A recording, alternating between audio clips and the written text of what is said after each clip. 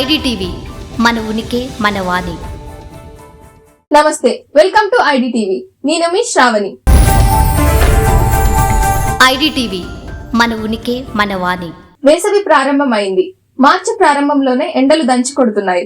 మొదటి వారంలోనే వేడి విపరీతంగా పెరిగింది. తెలుగు రాష్ట్రాల్లో రోజువారీ ఉష్ణోగ్రతలు దాదాపు 40 డిగ్రీల వరకు పెరిగాయి.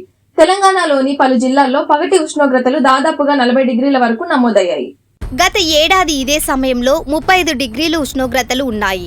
అంటే ఈసారి వేసవి ప్రారంభంలోనే ఎండలు మండిపోతున్నాయి. మరోవైపు ఏపీలోని పశ్చిమ, దక్షిణ రాయలసీమ ప్రాంతాల్లో ఎండ తీవ్రత ఎక్కువగా ఉంది. మార్చి 8 నుంచి మే వరకు దేశంలోని చాలా ప్రాంతాల్లో కనిష్ట, గరిష్ట ఉష్ణోగ్రతలు సాధారణం కంటే ఎక్కువగా నమోదవుతాయని వాతావరణ శాఖ హెచ్చరిస్తోంది.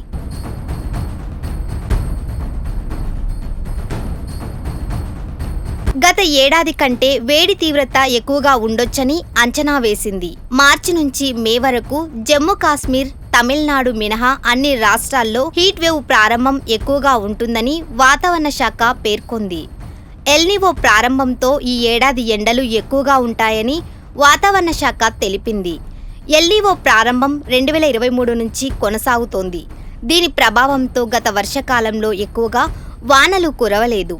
2023 ఆగస్టులో ఎప్పుడూ చూడని పరిస్థితి నెలకొంది. గత డిసెంబర్, జనవరిలోనూ వర్షాలు పడలేదు. అంతేకాదు శీతాకాలంలో దేశంలోని పలు రాష్ట్రాల్లో చలి ఎక్కువగా నమోదైంది.